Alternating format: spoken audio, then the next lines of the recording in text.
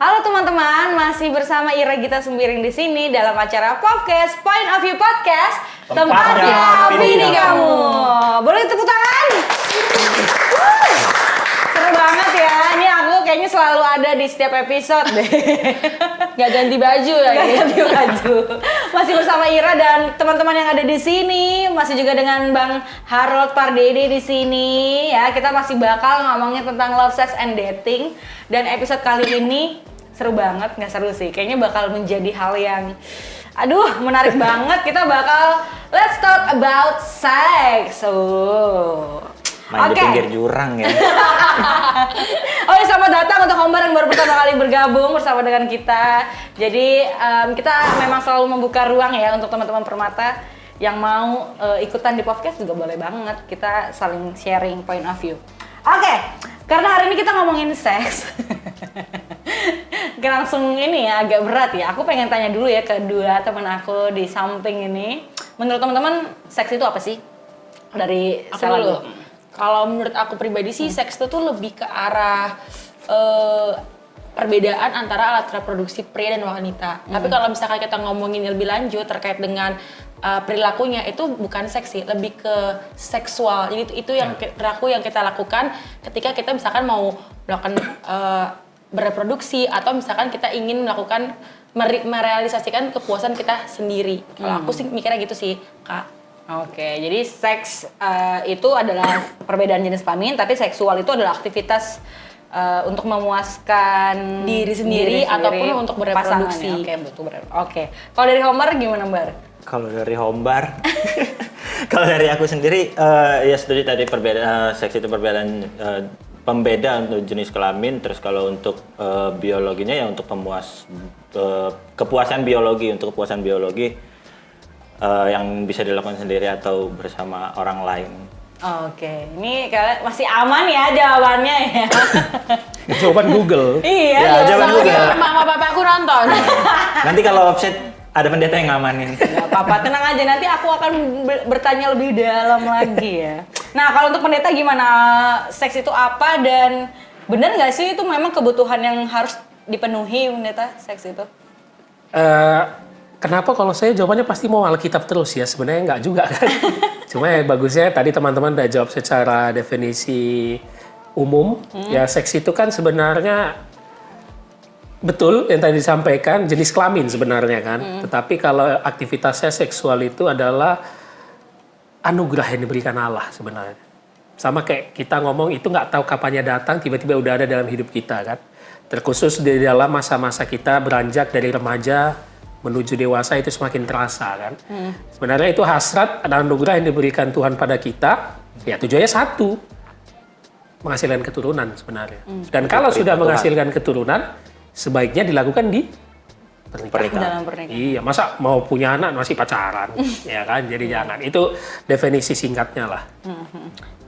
Tapi memang harus dipenuhi ya pendeta. Maksudnya itu sesuatu yang kalau tadi pendeta bilang itu, abang bilang tadi itu anugerah gitu ya. Cuman kalau bicara tentang itu kan berarti secara biologis itu apakah harus dipenuhin atau seperti apa sih? Dipenuhi dalam ruang lingkup pastinya ketika kita sudah dalam perkawinan yang kudus lah. Ya itu nanti yang kita akan bahas lebih lanjut. Siap. Kenapa penyalurannya itu bisa menjadi salah kan? Iya. Karena kita selalu pengen kepada target penuhinya bagaimana, begitu dia. Iya betul banget ini. Selanjutnya aku pengen nanya, maksudnya kan nggak seideal itu ya. Ya kita nggak bisa tutup mata lah sama banyaknya kasus-kasus marriage by accident di luar sana gitu ya. Banyak anak-anak muda yang akhirnya harus menikah karena mereka udah melakukan hubungan suami istri dan karena terus mereka hamil gitu ya. Nah, yang menjadi pertanyaan aku adalah aku jadi lupa ya tiba-tiba. Gimana sih menurut pendapat teman-teman dan juga Bang Harnut tentunya tentang fenomena ini, tentang bahwa seks itu menjadi bagian dalam hubungan anak-anak muda gitu. Kayak ya harus di pernikahan itu kayak bukan sesuatu yang bukan sesuatu yang menjadi prinsipnya mereka lagi gitu. Ya udah pacaran ya udah gitu. seks itu menjadi ya udah having sex dalam sama pacar, bahkan sama orang yang bukan tidak menjalani hubungan yang serius sama kita pun dilakukan gitu. Nah, menurut pandangan kalian melihat itu seperti apa? Hombar dulu mungkin. Mukanya kayak mikir banget. Lagi mikir ya.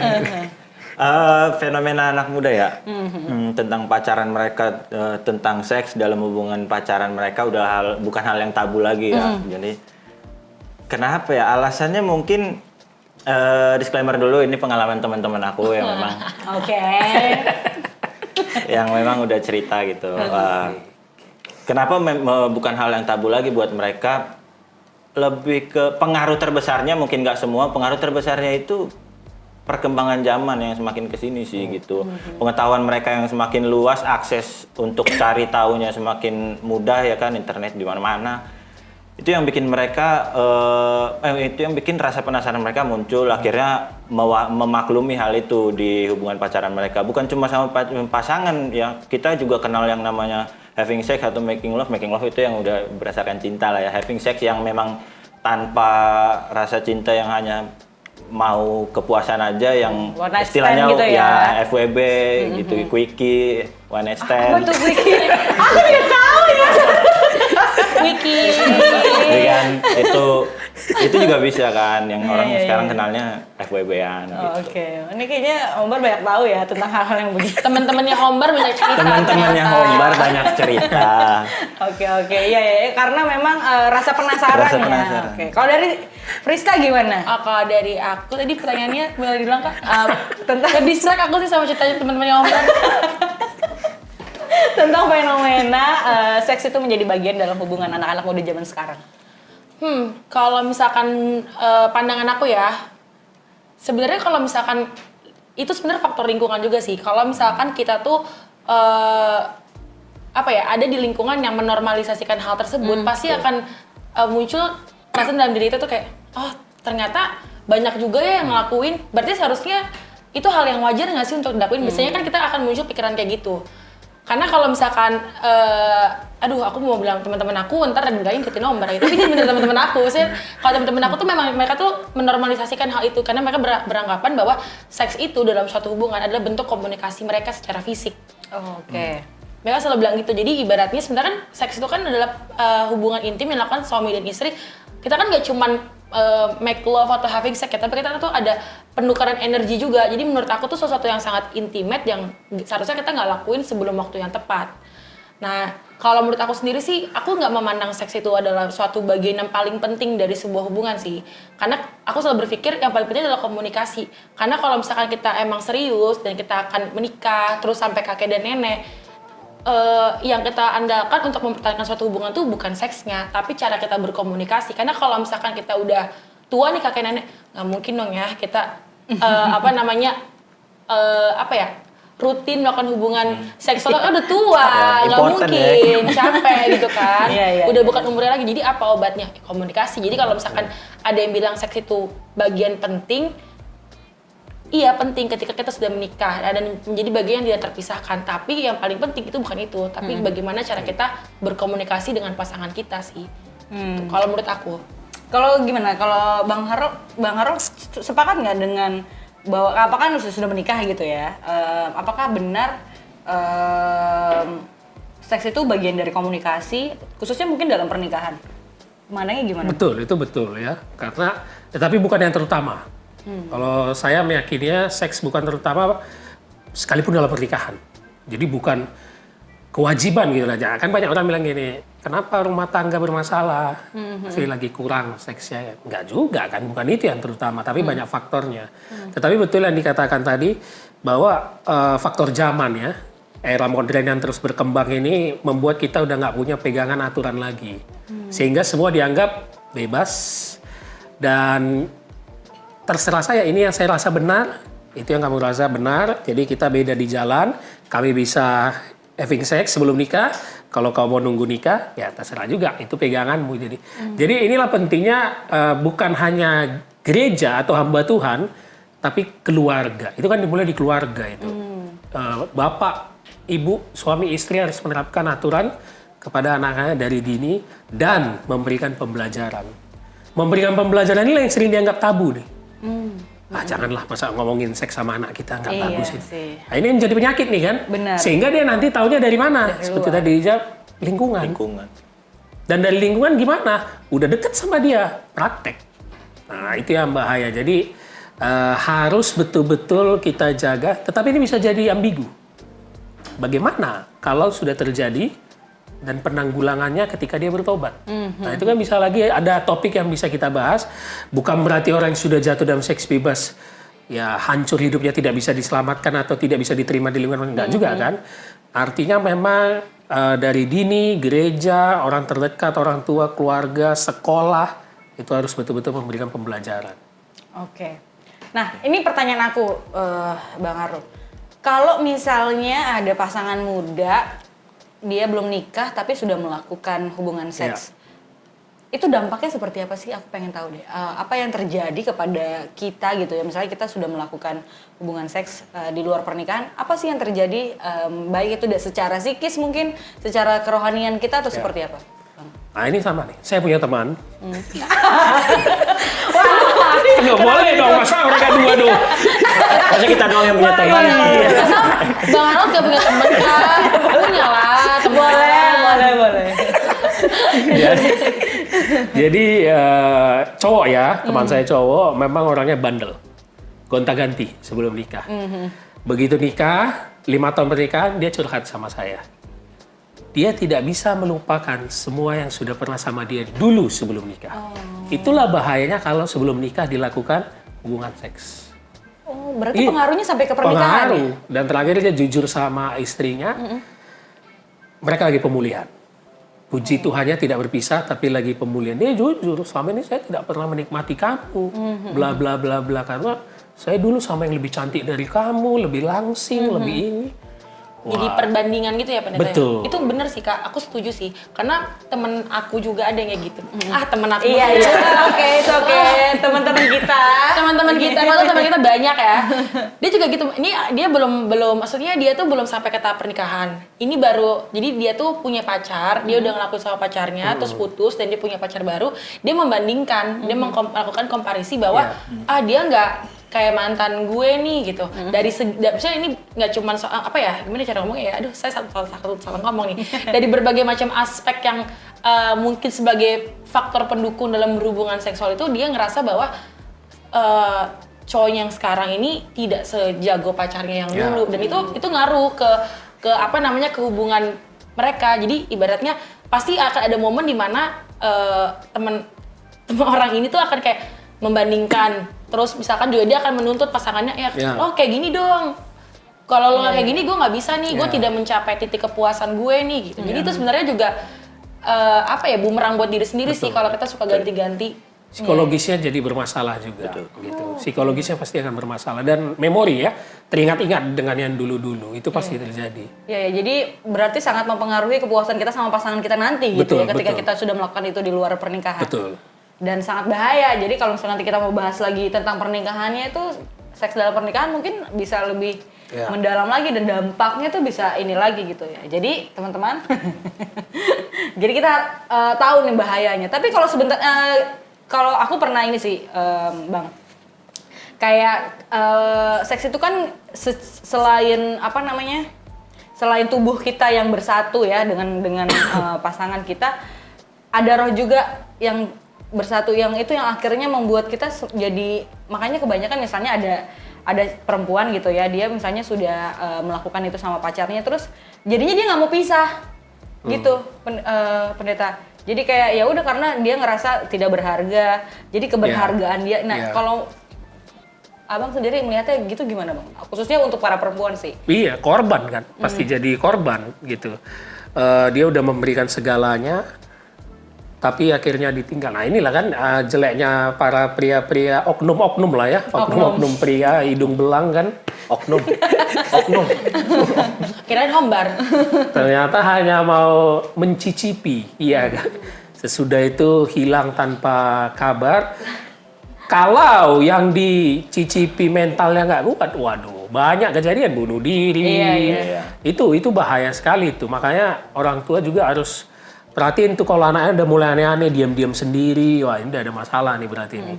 Jadi apa ya, kalau aku bilang rawan ya, terkhusus lagi-lagi balik lagi untuk kaum perempuan.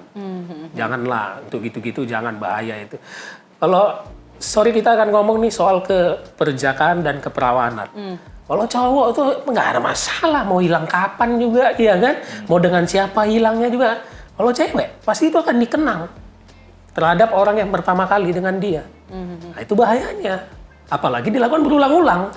Lebih bahaya lagi kalau dia menjadi piala bergilir kan. Nah itu yang nggak boleh. Iya. Jadi benar-benar dampaknya lumayan sangat. Betul. Walaupun kadang kayak kita nggak sadar itu sebenarnya ada efek dari situ juga ya. Maksudnya ketika mungkin kita jadi menjalani hubungan yang baru dengan orang lain, jadi ada trauma. Iya, trauma. Oke. Jadi gitu. Oke. Nah ini kan tadi bicaranya soal seks terhadap pasangan gitu ya. Nah ini ada juga fenomena soal makanya tadi aku di awal tanya Bang soal pemenuhan kebutuhan biologis itu sendiri gitu. Kadang mungkin karena sebagian orang tahu seks di luar pernikahan itu tidak boleh gitu ya. Berarti tapi dia merasa dia harus memenuhi kebutuhan seksnya dengan cara lain, misalnya kayak masturbasi atau onani. Nggak apa-apa ya kita bahas ini fair-fairan aja gitu.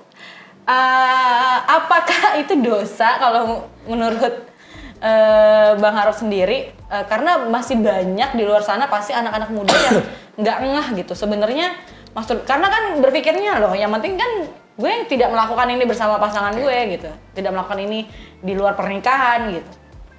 Kalau menurut Bang Harold, kajian untuk ini cukup luas sebenarnya.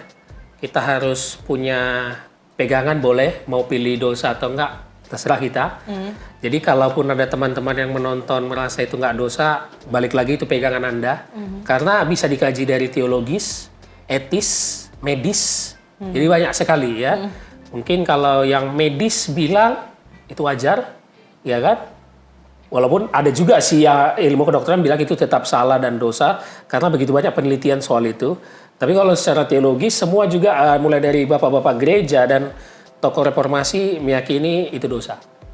Dosa, dan ayat-ayatnya ada seperti dikatakan Tuhan Yesus ya, memandang perempuan serta menginginkannya. Itu artinya kau sudah pengen menciptakan fantasi seksual dengan dia. Kan onani itu berfantasi. Nah gitu, jadi itu dosa. Tapi secara etis kita perlu kaji ulang lagi. Bagaimana khususnya bahkan yang sudah menikah loh. Itu tadi pertanyaan yang belum menikah itu kan? Yang sudah menikah nih misalnya. Tugas 5 tahun, istri tinggal. Bagaimana dia? Ini etika. Ya, jadi kajiannya banyak. Atau sakit. Si istri tidak bisa lagi melayani suami. Kan nggak mungkin istrinya bilang ya udah kalau sama perempuan lain aja tidur. Paling minimal ya keluarin sendirilah. Apakah dosa? Nah ini perlu pembicaraan lebih lanjut. Tapi kalau kita mau balik ke Alkitab, segi Alkitabnya ya tentu dengan membayangkan sesuatu yang bukan punya kita. Biasanya bukan punya kita ya. Yang kita bayangkan. Iya lagi. Itu dosa. Tolong dicatat ya sama Pak Yombar. Dan sebenarnya yang menjadi titik dosanya adalah kita mencari kepuasan. Sehingga menjadi berhala terhadap kepuasan itu. Kan kepuasan yang mau dicapai di titik onani dan masturbasi itu. Sehingga kepuasan kita mengalahkan kepuasan dan kasih kita terhadap Tuhan. Jadi berhala kita terhadap onani. Dan dia memiliki sifat ini kan, adiktif kan? Adiktif. Iya, candu. Ya balik lagi, semua yang kita lakukan candu, mau itu pun merokok, mau itu narkoba, ataupun masturbasi, sudah pasti dosa. Gitu. Tapi balik lagi, kalau dari segi etis punya penelitian tersendiri, dari medis punya penelitian tersendiri. Gitu sih. Iya. Ini kan berarti kalau untuk soal masturbasi dan onani ini berarti bisa berangkat dari hayalan gitu ya. Dan itu biasanya ini dari pornografi. Betul. Nah, aku mau nanya ke teman-teman juga. Ini tentang fenomena banyaknya anak-anak muda yang akhirnya terjebak dalam situ gitu. Oke, mungkin mereka nggak melakukan seks di luar nikah dengan pacar mereka gitu, tapi akhirnya mereka terjebak dengan ini pornografi dan masturbasi dan onani. Nah, pandangan dari teman-teman melihat itu seperti apa? apa sih yang kira-kira kalian kan masih muda gitu ya, yang selain tadi kalau tadi seks itu karena penasaran, apa yang akhirnya membuat banyak anak muda akhirnya memilih itu gitu? Siapa yang jawab? Aku dulu. Boleh. Kalau aku ya. Tapi aku mau nanya dulu di Prita. Kalau misalkan onani dan masturbasi dilakukan tapi dia nggak sampai kecanduan, emang pada batas wajarnya aja gitu, itu dosa nggak? Nah ini yang ngeri kita ini. Ngitung sekali 2 kali ya, ini dosa atau enggak ya? Nggak tahu kita ya. Seperti kita katakan kan secara medis kita bisa keluar sendiri atau mimpi basah yang cowok ya. Untuk perempuan saya kurang tahu, saya nggak berani bilang. Kalau cowok itu ada mimpi basahnya, itu keluar sendiri, alami jadinya. Jadi ya itu masa dibilang dosa, itu kan alami dari metabolisme tubuh kita gitu.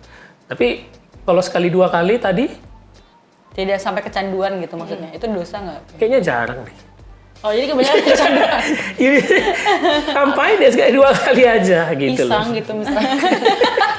Iseng. Atau pas lagi habis lihat nonton film terus ada adegan yang agak ini gitu iya, ya. Misalkan kayak, iya, bisa "Duh, juga bosen sih, nih, bisa insomnia." juga Kan sih. misalkan kayak gitu ya Iya. orang-orang. Bisa juga. Ya nggak apa-apa lah, dosa sekali itu aja dia. Nah, kalau pandangan Prista gimana? Kalau pandangan aku tentang itu banyak anak muda yang akhirnya dia terjebak dengan Kecanduan pornografi, kecanduan dengan kalau aku masturbasi. Aku pribadi sih apa ya, maksudnya beberapa kalau aku ngomong temen aku lama-lama aku gak boleh temenan nih sama semua orang nih. Salah nih aku. Nggak, cuman aku tuh aku suka nanya sama temen aku. Ya kan temen aku beberapa tuh mereka memang tuh khusus kalau misalnya cowok kan udah biasa banget ya. Onani itu kan kayak ya udah gitu. Karena setahu aku kalau cowok itu dia tuh memang ada momen, ini setahu aku ya, bisa aja aku salah. Tapi kalau ada yang tahu boleh komen di bawah. Jadi kalau misalkan cowok tuh biasanya memang mereka tuh memang harus ada yang cairan yang harus dikeluarkan. Kalau nggak dikeluarkan itu nggak sehat, dan kalau misalkan mereka canduan dan keseringan itu juga nggak bagus karena kalau menurut medis kalau kita terlalu sering melakukan onani untuk cowok-cowok itu juga merusak kualitas spermanya. Udah gila, untuk aku suka dokter Boyke. Jadi ya itu tadi sebenarnya kenapa selain dosa, kalau menurut aku ya itu juga nggak bagus buat kesehatan.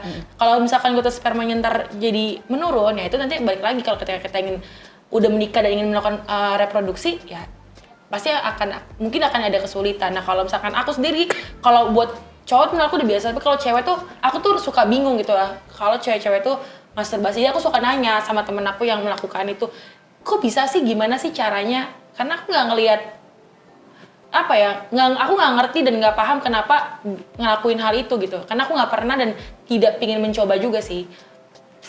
Nah dia tuh selalu bilang, ya tinggal nonton aja. Abis nonton ada yang mungkin tanpa alat bantu, ada yang pakai alat bantu.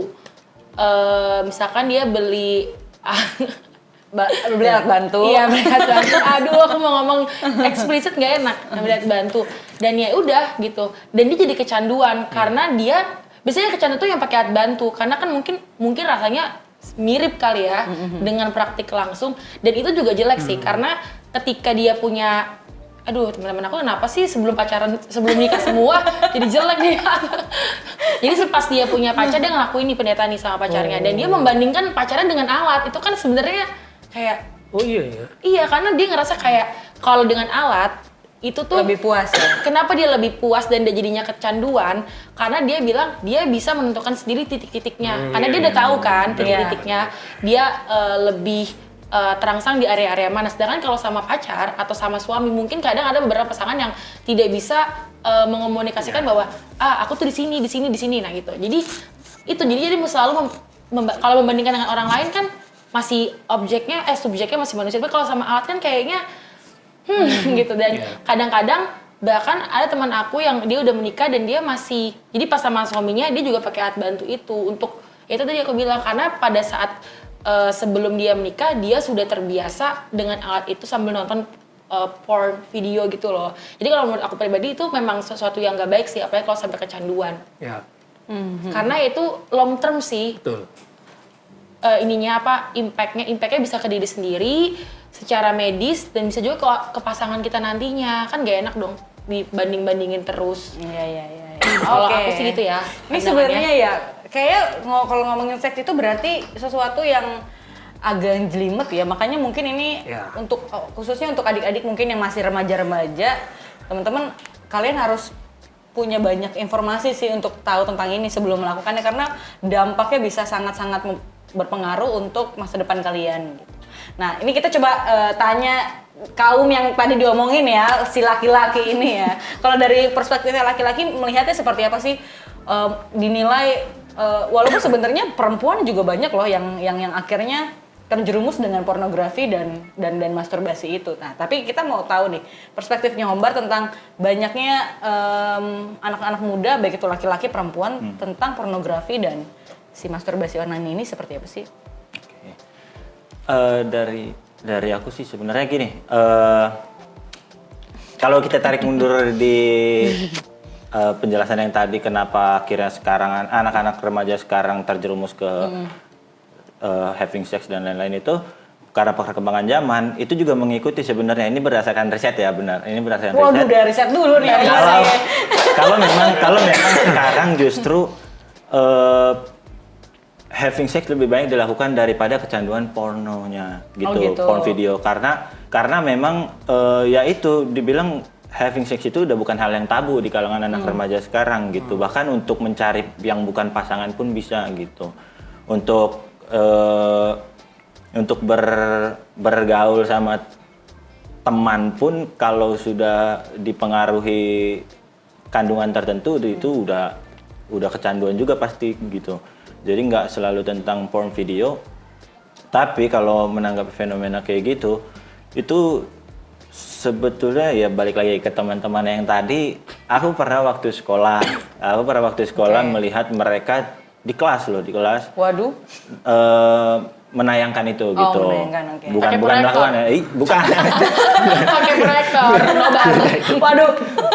Menayangkan itu. Cuman setelah itu ya udah berjalan seperti itu, ya memang akhirnya tahu bahwa kita semua juga tahu ya, untuk anak-anak muda juga yang memang masih kecanduan, udah tahu tapi bodo amat ya, itu kan menyebabkan yang pertama ejakulasi dini, yang menyebabkan kualitas sperma tadi menurun, terus juga menyebabkan kecanduan, daya ingat menurun gitu.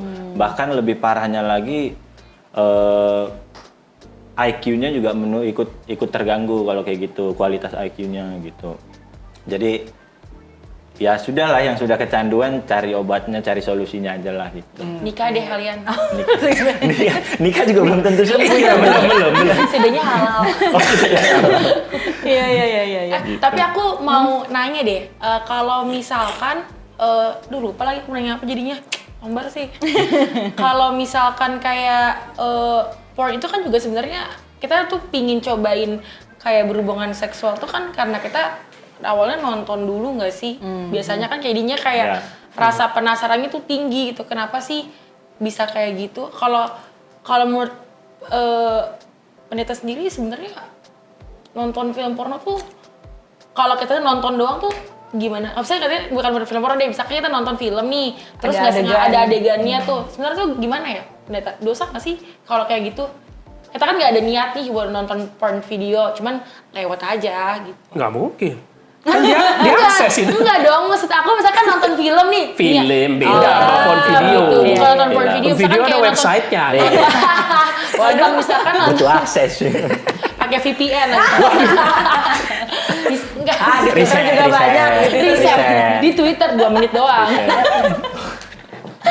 menit. 3 detiknya nggak ikut. 2 detik. 3 detik. 2 menit 3 detik. Ya enggak lah, cuma maksudnya Misalnya saya ya, lagi nonton 50 Shades sekilas of gitu Grey kan. gitu kan, pengen nonton Christian Grey nggak sebenarnya, bukan adegannya. Itu dosa nggak sih Pendeta? Aku selalu penasaran sih. Ya enggak sih, enggak ada masalah selagi kita memang tahu tujuannya apa dan bagaimana protect diri kita, sebenarnya nggak ada masalah. Toh kan di setiap film juga ada anjuran umur kan. Dari situ aja kita udah tahu. Misalnya lah kita punya adik yang masih SMP gitu, tapi kita ajak nonton sama, lah berarti itu bahaya, itu kita menjerumuskan adik kita, kan ada batasan umurnya. Kenapa ada batasan umur itu? Karena dari psikologi dan mental kita sebenarnya udah siap menerima itu gitu kan. Tapi kalau porn video itu bukan hanya soal seks di dalamnya, tetapi banyak hal-hal yang kadang di luar nalar. Kayak apa tuh Pendeta? Ya gaya-gaya mereka itu kan di luar nalar itu. Iya. Bahkan dalam etika kekristenan, saya pernah ikut seminarnya, melakukan hal-hal yang seperti di porn video, kita nggak perlu sebutkan jenisnya, itu dosa, walaupun sudah nikah. Nah itu dia. Ada loh beberapa pendeta yang menjelaskan itu atau seminar. Dia punya kajiannya, itu dosa. Karena dianggap menghina pasangan dengan melakukan tindakan itu. Yang kedua, buruk atau jorok di mata Tuhan. Iya, iya. Istilahnya tidak pada tempatnya dilakukan gitulah. Iya, benar-benar. Ah, Apalagi misalnya untuk hal-hal yang akhirnya membahayakan kesehatan dari pasangannya kan gitu juga ya. Betul. Karena seks itu fantasinya luas sekali, ya, sangat luas. Iya, iya, iya. Ini aku penasaran banget. Tapi sebenarnya ya, untuk teman-teman yang udah mungkin terjerumus atau sudah hampir kecanduan atau udah kecanduan, pendeta. Iya. Sebenarnya gimana caranya supaya kita bisa balik lagi dan lepas dari ikatan-ikatan dosa itu? Canduan apa ini? Film porno? Film porno dan masturbasi onani tadi, pendeta. Kalau film porno ya dihapus aja lah, di-delete. Iya, iya, iya. Biasanya kan di laptop itu. Delete handphone. gitu. Di handphone juga bisa. Di handphone. Kita diaktif Twitter kita gitu. Iya, kalau misalnya yang udah nggak bisa ngontrol diri. Nah, kalau dari pendeta, tapi dia tahu gitu, dia pengen lepas dari itu, caranya gimana, pendeta? Kalau cara teologis mungkin kita semua udah tahu lah ya, serahkan dirimu kepada Tuhan, ubahlah pembaruan akal budimu, seperti dibilang Paulus gitu. Terus jangan diperbudak sesuatu. Tapi kalau secara praktis kan sudah banyak yang jelasin. Satu, cari kesibukan. Ya, jangan sendirian di rumah. Saya pernah dengar laki-laki itu dinilai kalau dia sendirian. Tuh, ngapain tuh kami sendirian itu kalau lagi sendirian. Jadi jangan sampai sendirian. Kalau misalnya mau ditinggal orang rumah sendirian, bagusan ikut. Gitulah. Jadi ada effort yang kita lakukan atau olahraga keluar gitu. Ya pacaran juga bukan menjadi solusi sih supaya berhenti itu. Nanti malah dipraktekkan kan. Iya, betul. Jangan. Ya memang ujung-ujungnya nanti ya menikah lah. Gitu kan. Paulus pernah bilang kalau tidak tahan menikah. Jangan jadi melakukan percabulan. Gitu. Iya, iya. Aku tadi pengen ngomong apa ya? Aku lupa. Jadi cari distraksi lain ya. Betul, Iya, betul. iya. Karena sebenarnya itu kan keinginan itu muncul karena kita mungkin sering lihat, sering dengar. Justru yang kayak gitu-gitu harus dihindari supaya kita bisa jadinya nggak kepikiran itu terus gitu ya. Ketika kita sibuk di luar, pulang kan udah capek sebenarnya. Tinggal tidur, jadi nggak kepikiran kok. Jadi seperti itu ya. Capek-capek lah kalian bekerja ya. Capek-capek lah bekerja, mencari nafkah gitu ya. Nah, ini aku sebenarnya penasaran banget. Ini kan tadi ngomongin hal-hal yang memang udah rusak gitu ya. Tapi aku pengen tahu banget tentang desain seks ini. Desain yang Tuhan memang sebenarnya tujuannya apa. Tapi ini bakal kita bahas di episode selanjutnya. Jadi untuk teman-teman, terima kasih banyak yang udah nonton podcast kita sampai saat ini. Semoga ada banyak point of view baru yang bisa teman-teman dapat melihat tentang love, sex, and dating ini. Dan ikutin terus podcast di channel YouTube GBKP Tanjung Priuk. Jangan lupa subscribe, like, dan juga komen dan share kemanapun teman-teman ada gitu ya di grup-grup. Dan jangan lupa minggu depan kita masih akan ketemu lagi sama teman-teman dan juga Bang Harold juga tentunya. Kita bakal ngomongin minggu depan tentang tujuan seks diciptakan. Oh, ini sangat menarik sekali. Jadi jangan kemana-mana ya. Sampai jumpa teman-teman semua.